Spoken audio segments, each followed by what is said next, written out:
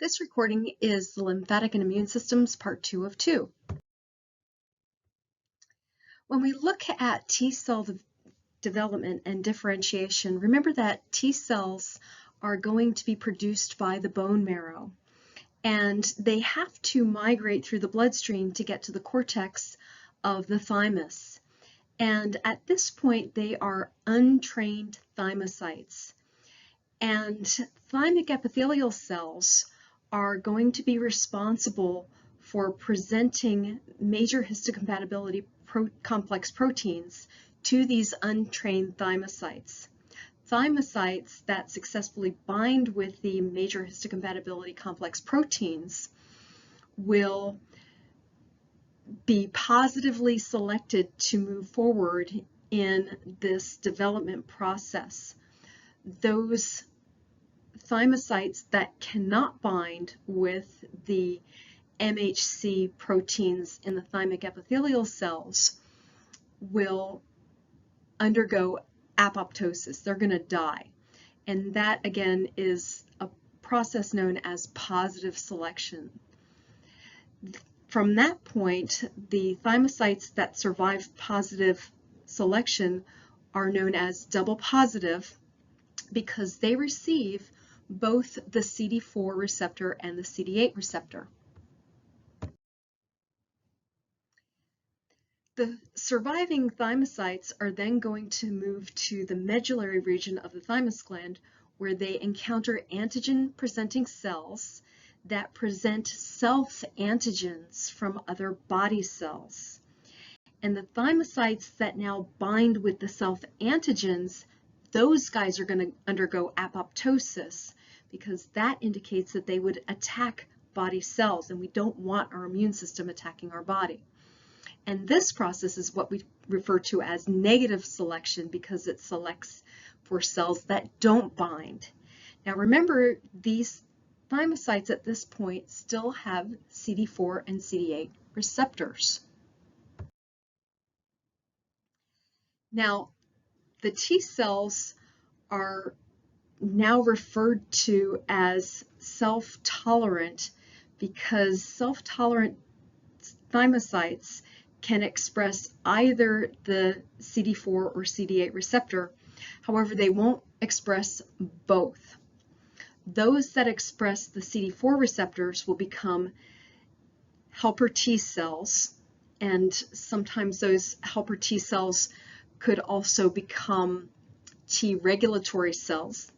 And the thymocytes that express CD8 receptors can turn into cytotoxic T cells or sometimes T memory cells.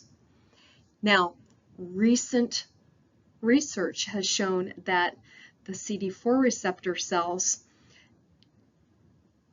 the majority of them becoming T helper cells and some of them becoming T regulatory cells, some of them can also become T memory cells.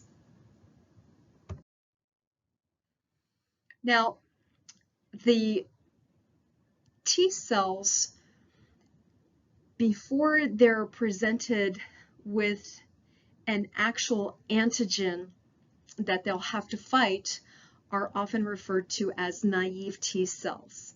And they're going to undergo a process known as clonal selection when an antigen is presented to them. And remember that antigens have to bind to T cells that have the specific receptor for that antigen. That, along with the proper chemical signals, helps complete the process of differentiation. We're going to talk about that a little bit more. And then once those T cells are activated with the binding of that antigen and the release of proper chemical signals, those T cells that are now active can now recognize a foreign antigen. So they will begin rapidly dividing in the process of clonal expansion. They're making little clones of themselves. And that allows for a polyclonal response, many clones, okay? So we've got this stimulation of production of multiple T cell clones that can provide a polyclonal response. And remember that T cells will produce memory cells, and that immunological memory allows for a much more rapid response and longer living cells that can stay in the body in case it is exposed to the antigen a second time. So remember that T cells have both receptors. They have CD4 receptors and CD8 receptors. The CD8 receptors bind with antigens on class II MHC proteins, and the CD4 receptors bind with antigens that are bound to MHC class I proteins. And those receptors must be specific for the antigen that's being presented. All T cells have both CD4 and CD8. So the receptor that's not being used in that binding of the antigen with the major histocompatibility complex protein, the other receptor will act as a cellular adhesion molecule to help hold the T cell onto the antigen presenting cell, and that stimulates the release of cytokines. Remember that in order to be an activated T cell, there is the binding of the antigen plus co-stimulation, and that co-stimulation comes from the T cell actually releasing cytokines, which are chemical messengers. Now, with cytotoxic T cells, those cells are going to bind with MHC class I receptors, so that's a CD4 receptor that binds with the antigen on the infected cell, and that causes the CD8 receptor to act as a cellular adhesion molecule. And when that T cell is activated, the cytotoxic T cell, it releases perforins, which perforate the infected cell membrane, as well as granzymes, which help to break it apart.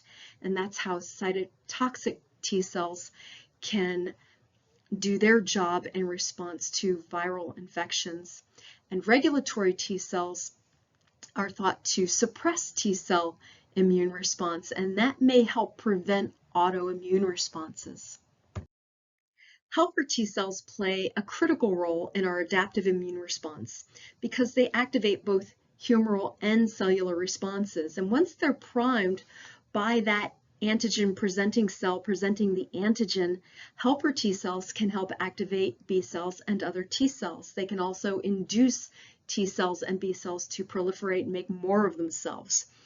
They can secrete cytokines, chemical messengers that recruit other immune cells. And without T helper cells, there really is no immune response. Now, there are two different kinds of T helper cells. T1 helper cells activate macrophages, and they activate cytotoxic T cells. Helper T cells can interact directly with B cells, and usually it's the T2 helper cells that directly interact with B cells by displaying antigen fragments bound to MHC class II protein receptors, and that stimulates B cells to divide much more rapidly and begin the process of forming antibodies. However, B cells can be activated without T2 helper cells by binding to T cell independent antigens. Now, if the antigens are T cell independent, the response that is created is very weak and it's very short-lived. However, fortunately for us, most antigens that we encounter are T cell dependent antigens that require T2 helper cells with co-stimulation and antigen binding to activate those B cells. Cytotoxic T cells originate in the bone marrow, where they go through the bloodstream to the thymic cortex, go through positive selection, then negative selection, and then these are the cells that have the CD8 protein receptors on their surface that identify them as cytotoxic T cells. Remember, most of these CD8 cells will be cytotoxic T cells. Some of them can turn into T memory cells. Activation occurs when they encounter an antigen with an antigen-presenting cell, and when that binding occurs, then that antigen binding with the cytotoxic T cell causes it to release perforins, which attack the membrane of the infected cell or the cancerous cell, and that also causes the release of granzymes, which will cause apoptosis. This takes us to B cells. B cells only recognize unprocessed antigens. They don't recognize complexes from antigen-presenting cells like the T cells do. They can also proliferate to make clones of themselves. B cells produce immunoglobulins that you're probably more familiar with as antibodies. Antibodies are a secreted form of B cell receptor that binds to antigens, and there are 5 classes of immunoglobulins. We have IgM, IgD, IgG, IgA, and IgE. And what happens with B cells is they're initially produced in bone marrow. And in the bone marrow, they have to undergo central tolerance, where B cells that are going to recognize and attack self-antigens are going to be destroyed in the bone marrow because we don't want them to attack us. They'll also undergo clonal deletion because as they make copies of themselves, those B cells that bind strongly to self-antigens on tissues are also going to be destroyed in the bone marrow through apoptosis. And clonal anergy is where the B cells in bone marrow that are exposed to soluble antigens will become non-functional and eventually they'll die. And that's how we get rid of B cells that we don't want attacking our body. And with all that occurring, B cells will also undergo a process known as receptor editing, where the antigen receptor of immature B cells will be modified. And the receptor is modified so that it will be either T cell dependent when it's mature or T cell independent.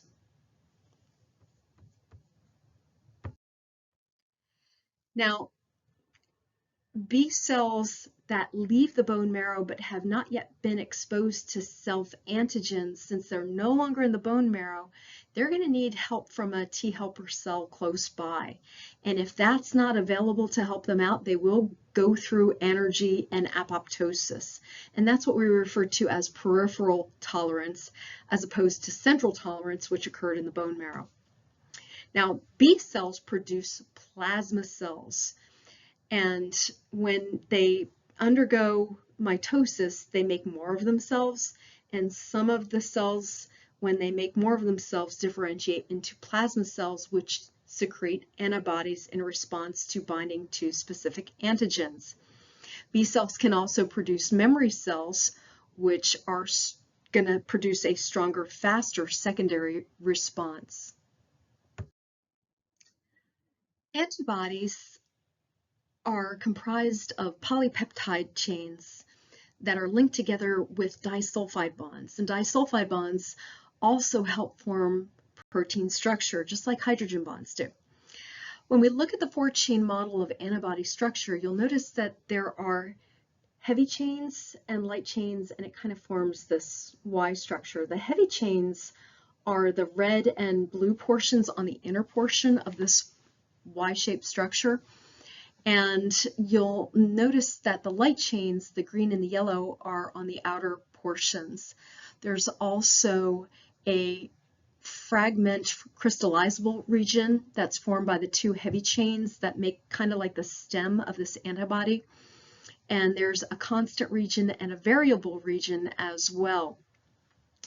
And the Immune effector cells, the T cells, the macrophages, natural killer cells, dendritic cells, often have fragment crystallizable regions that help increase the specificity of these antibodies. And plasma cells can produce more than one class of antibody, which helps our immune system overall.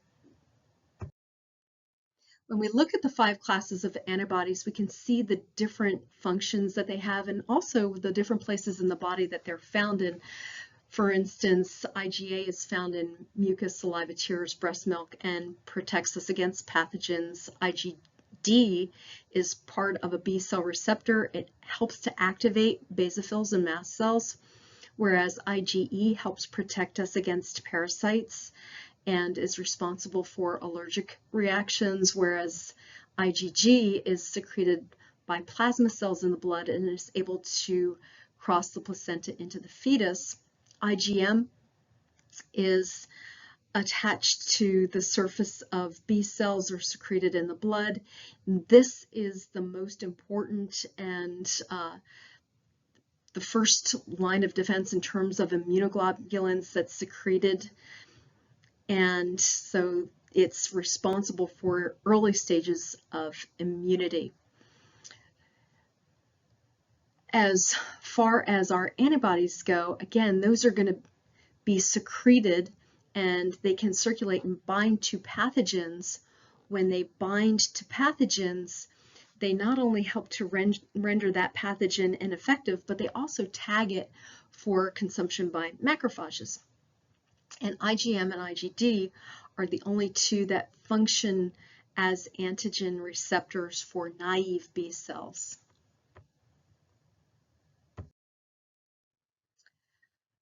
Only B cells that have the appropriate antigen specificity are going to be selected for cloning and expansion when they bind directly to an antigen. And so B cells can respond to an initial antigen challenge by producing more of themselves. And when they do that, they make plasma cells, which will produce more antibodies, and memory cells. They're generated simultaneously. The plasma cells and the memory cells are going to be generated simultaneously. So here we see a primary immune response to that initial exposure. However, with memory cells, memory B cells, we have a secondary exposure that will produce a quicker, stronger immune response. When it comes to immunity, we have natural forms of immunity and artificial forms of immunity. And natural forms of immunity can either be active, where our adaptive immune response takes over, or passive, where immunity is received. So a natural passive form of immunity would be the transplacental antibodies that are crossing over from the mother to the baby, or breastfeeding, where antibodies cross over from mother to baby. However, an artificial active immune response would be in, I like this, how the typo on here, I actually left it on here. We have Rispozny. So an artificial active response would be the injection of a vaccine where the body is forced to produce a response to something that's been injected into it. That's artificial active immunity. Artificial passive immunity would be receiving immune globulin injections to help fight something, and that's passive artificial response. So receiving immune globulin injections, receiving interferon, that would be another type of artificial passive response. And we talked about the fact that some antigens are T cell independent. So our B cells that are T cell that will respond to T cell independent antigens, they can recognize these repeated carbohydrate patterns on bacterial cell walls, and there's a cross-linking of surface antibodies on B cells that will activate them without the chemical messengers that come from T cells. T cell dependent antigens don't involve cross-linking, and the T cells and B cells have to be in close proximity so that the B cells can be activated by T cell cytokines. Well, that's going to occur because when a B cell ingests that antigen, remember that B cells can ingest antigens and present them on major histocompatibility complex proteins to helper T cells, that will cause the T cell to release its cytokines that will act on the B cell to stimulate it to undergo replication, and that will produce more antibodies in the process. So our immune response is kind of like an arms race if you think about it. Pathogens first have to get past our barrier defenses and multiply. And then during the first 4 to 5 days, our innate response is going to control the growth of pathogens. However, the adaptive response will mount a much stronger response. And the concept of seroconversion, well, it's not really a concept, it's something that happens. That's the relationship between the levels of virus and the levels of antibodies that are produced in response to a virus. And seroconversion does not necessarily indicate healing. Our bodies can mount a defense against pathogens, and our blood, our lymphatic fluid, other body fluids are constantly protecting our body, which is the basis for vaccines. When they're injected, they go into the bloodstream and then the body responds. But we also have a mucosal immune response where pathogens can be coated with antibodies, and usually in the areas where we have mucosa, the antibodies involved are going to be IgA, and that renders the antigen or pathogen ineffective. And in our intestines, we have Peyer's patches. Peyer's patches are found in mostly the small intestines, and that allows a sampling of pathogens in the lumen of the intestines to occur because we have special microfold cells known as M cells that will take up these antigens to sample them, and that pathogen will be taken to lymph nodes by way of dendritic cells, where they'll be presented to T cells and B cells. The nasal mucosa also has these microfold or M cells that again can take those antigens to the lymph nodes by way of dendritic cells.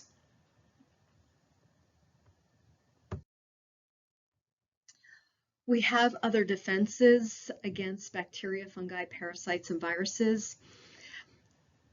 Our macrophages use a process known as oxidative metabolism because they use nitric oxide to kill bacteria that they eat. Bacteria are anaerobic microbes, and so by exposing them to nitric oxide, which has oxygen, it helps to kill the bacteria. And some pathogens are resistant to lysosomes. Lysosomes are the enzymes in our cells that will usually help to break and burst things apart, but some pathogens are resistant to that, and so our macrophages have the added advantage of using nitric oxide. IgE is reserved for helminths, which are worms, parasites. IgE is also released in response to allergies, asthma. It can tag parasites for eosinophils to bind with, and then they'll release toxic granules. T cell cytokines can also cause mast cells to release their chemicals. It's a process called mast cell degranulation, because histamines and heparin and prostaglandins are usually kept inside little granules in the mast cells. That's why they call it mast cell degranulation. And the process of vasodilation allows sometimes for parasites to be flushed out of vessels. Natural killer cells, interferons, cytotoxic T cells are the key players in getting rid of viruses. However, sometimes viruses can cause major histocompatibility class 1 protein molecules to downregulate. And if viruses can do that, that's actually going to provide them with an advantage. Interferon is a good defense against viruses and cancer. When we look more closely at natural killer cells, it's important to understand that natural killer cells are a type of lymphocyte present in blood, in the spleen, in lymph nodes, and red bone marrow. And they're able to attack cells that display abnormal major histocompatibility complex antigens. And they attack cancer cells and virus-infected cells by using perforin and protein digesting enzymes known as granzymes. Natural killer cells present both inhibitory and activating receptors on their cell surface, which allows them to distinguish between cells that are healthy and cells that are infected or stressed by balancing the signals and really carefully looking at the receptors.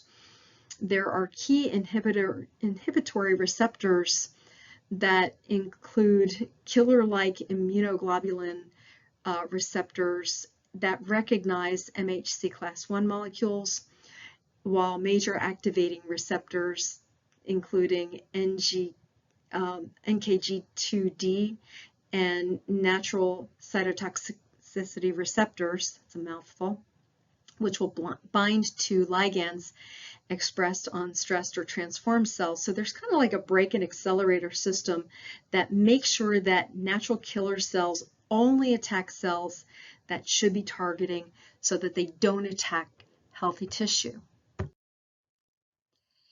Interferons are a group of proteins that play a crucial role in our immune system because they're produced by cells in response to viral infections, bacterial infections, and certain cancers. There are different kinds of interferons. There's interferon alpha, interferon beta, interferon gamma, and interferons are able to stimulate the immune system by producing more white blood cells and enhancing their ability to fight infections. They can also suppress the growth of tumors and the spread of cancer cells, and they can also inhibit or slow down the replication of viruses and infection. So we say that they are immune modulators. They have anti-tumor activity and antiviral activity. Some pathogens are capable of evading our immune system. There are multiple strains of bacteria that can exhibit different characteristics in surface antigens, and so immunity against one strain of bacteria may mean that there's not immunity against another strain. And bacteria are able to mutate and change their genotypes and phenotypes, which means that they may not be recognized. Genetic recombination can aid pathogen resistance and can allow some pathogens to infect other types of species, and that's how they can go from one species to another. Some pathogens can also produce immunosuppressive molecules, which keeps us from fighting them sometimes. There are some diseases that are associated with depressed or overactive immune responses, and that can lead to immunodeficiencies. Now, some immunodeficiencies can be inherited, and the severity of those inherited immunodeficiencies can vary.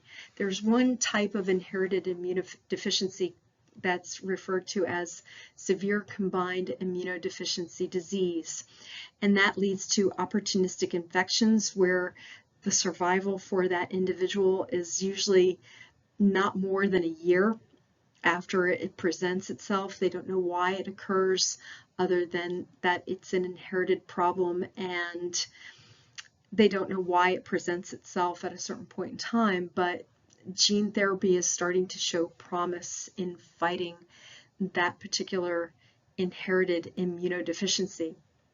You're probably more familiar with the human immunodeficiency virus, which is the cause of acquired immunodeficiency syndrome. And this virus destroys the immune system by affecting the CD4 T cells. It's a virus that gets into the cells, replicates a bunch of the virus inside the cell, so it's hiding itself from the immune system, and it can also mutate rapidly, and that makes vaccination and treatment difficult. Usually people who are dealing with the HIV virus have to take a cocktail of drugs to help fight this, to keep their CD4 cell count as high as possible to protect their immune system.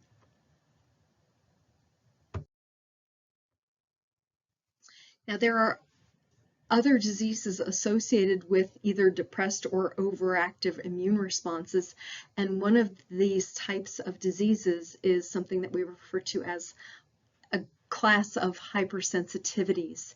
And there are different types of hypersensitivity. We have immediate type 1 hypersensitivity, where IgE binds to mast cells, causing those to become sensitized. And that can range from mild, not mild, but mild to severe hypersensitivities. And this can lead to anaphylactic shock. So type 1 is usually what we refer to when we look at people who have allergic responses, and that can be anything as mild from seasonal allergies, hay fever, food allergies, but it can also be something severe that causes an anaphylactic response where a person's airway starts to close down, and that person usually needs to, if that individual has anaphylactic reactions, would need to carry an epinephrine or EpiPen with him. There are type 2 and type 3 hypersensitivity responses. Type 2 is going to be with mismatched blood transfusions. We've already seen that, where blood will coagulate in response to mismatched transfusions. Type 3 is going to be an immune complex formation on vascular tissues, and the most common type 3 are going to be with glomerulonephritis and rheumatoid arthritis, systemic lupus erythematosus. Those are going to be the most common type 3 hypersensitivities. And then there's a type 4 hypersensitivity response, which is a cell-mediated response. This is usually something that we see with contact dermatitis, tuberculin reactions, autoimmune diseases like diabetes mellitus type 1, where the body attacks the beta cells in the pancreatic islets of Langerhans. Multiple sclerosis is thought to be a type 4 hypersensitivity response, as well as rheumatoid arthritis. So rheumatoid arthritis could either be type 3 or type 4. Speaking of rheumatoid arthritis, this is where the immune system actually attacks cells, and the triggers of this are unknown. They think that it's due to genetic factors, but sometimes bacterial infections may cross-link with self-antigens, activating a complement cascade response, causing damage to the cells in the body. And some evidence suggests that multiple infections may actually prevent autoimmune diseases.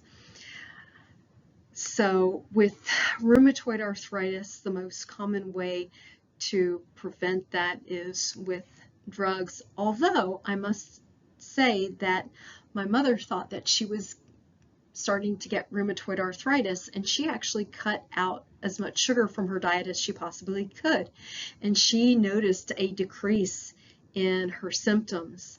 So sugar is a known chemical that when ingested causes a lot of inflammation in the body, as does white bleached flour, alcohol, chocolate. Those are all foods that are known to cause inflammatory responses in the body.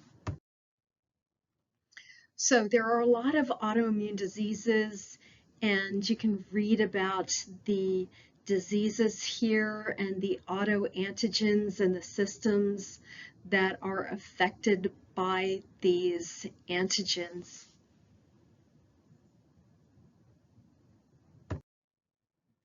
When it comes to transplantation and cancer immunology, before tissue transplants are performed, there has to be tissue typing to make sure that the recipient is not going to mount a major immune response against the new implanted tissue and attacking it. We don't want that to happen. So there has to be determination of the major histocompatibility complex protein molecules in that transplanted tissue done prior to a transplant. So histocompatibility, if we break down that word, histo refers to tissue, so it's tissue compatibility.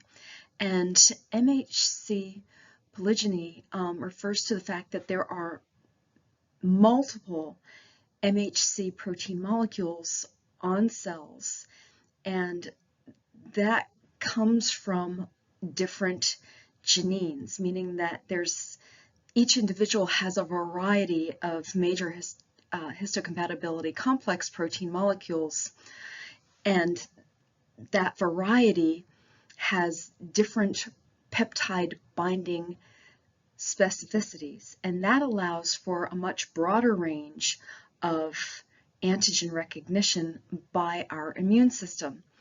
And when we talk about major histocompatibility complex polymorphism, that means that there's different shapes of proteins that form these molecules, and that comes from the fact that there are multiple alleles that contribute to each locus or specific point on the major histocompatibility protein.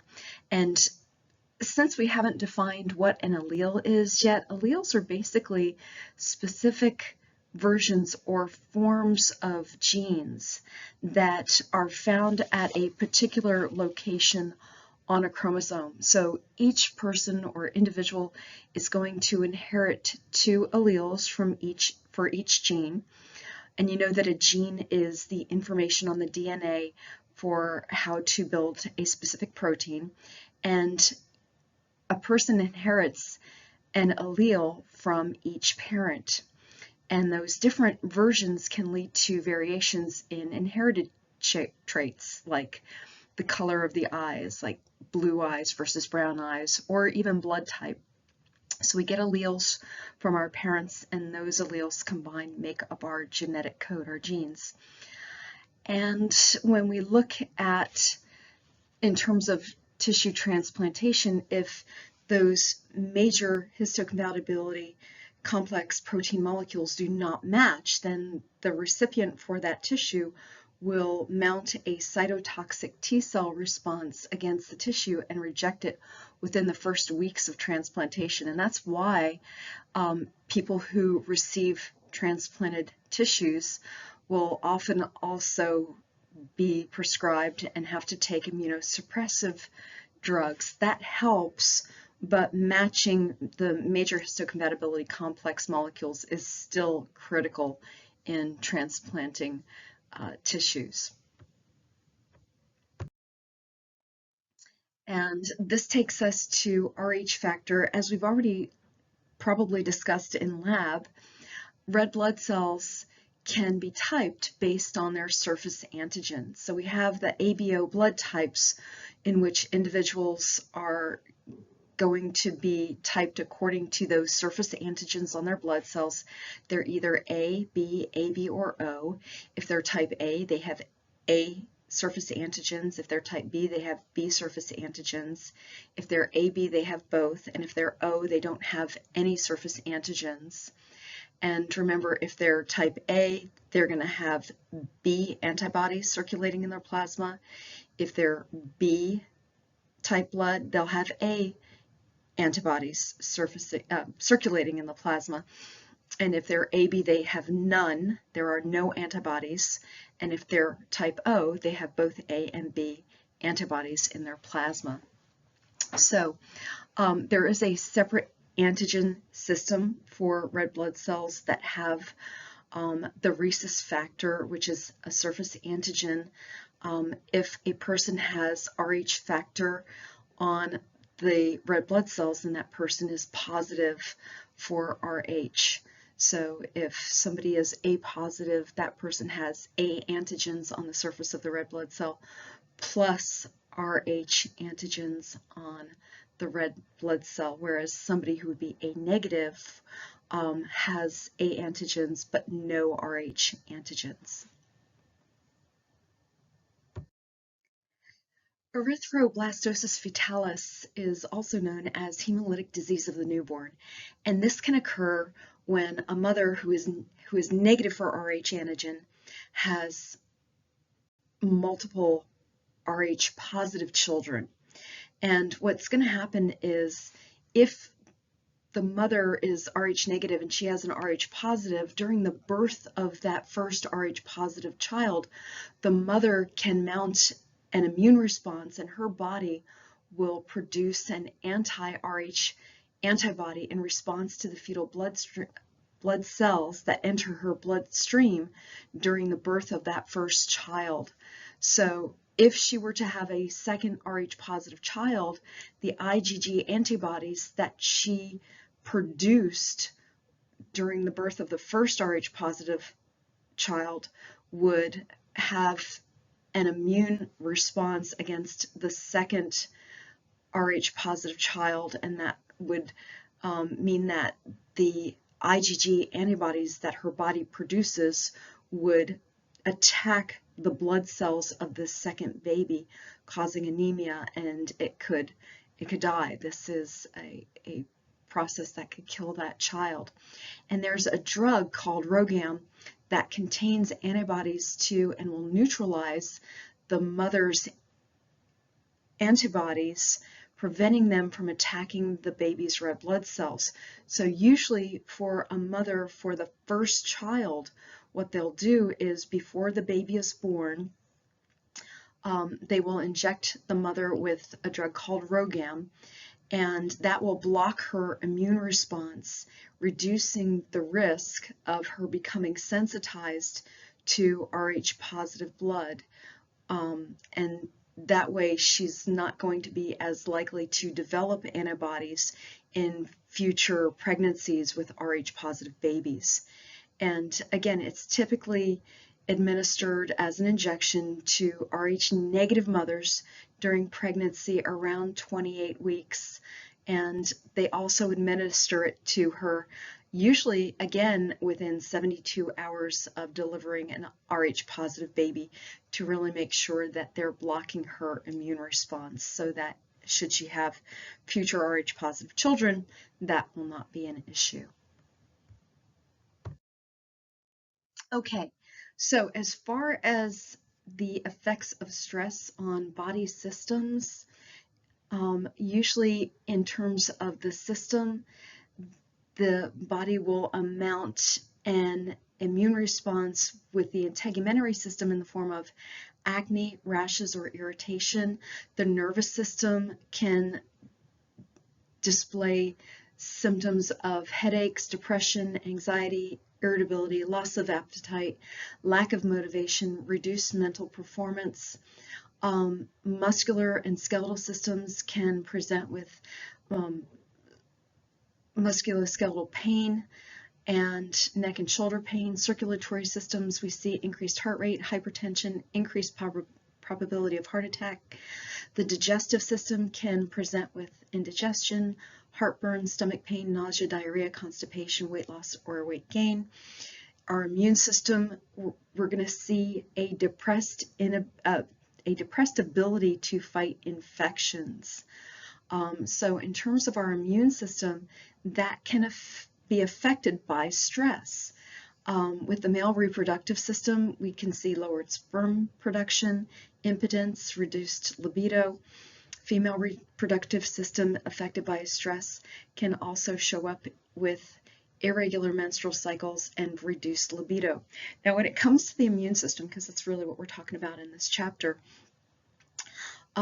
understanding that if cortisol is released into the immune system, one of the effects of cortisol is to decrease cellular metabolism throughout the body, and that means that the tissue in between the anterior pituitary and the posterior pituitary, where there is a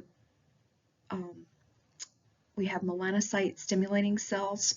Remember those melanocyte stimulating cells that produce melanocyte stimulating hormone. One of the chemicals that's released by that particular area is pro-opiomelanocortin. Pro-opiomelanocortin stimulates bone marrow to produce leukocytes. So if a person has to take prednisone just to suppress the immune system for maybe psoriasis or systemic lupus erythematosus, then that low dose of corticosteroid can actually suppress the immune system. And stress, because cortisol is released during stress, can also decrease the person's ability to fight infections. And that's the reason why pro-opiomelanocortin is important in stimulating the bone marrow to produce leukocytes. And that's tied together. So they've also found that melatonin is important in helping our immune system because it produces the active form of vitamin D, which is important in making sure that these cells have the ability to fight off infections. That's why sunlight is important. Sunlight, vitamin D, and making sure that if a person is taking corticosteroids, understanding the long-term effect of those corticosteroids. If they're done for a short period of time, that's usually not a problem, but if they're being given prophylactically, that will depress a person's ability to fight off infections. And I believe that's the last slide on this chapter.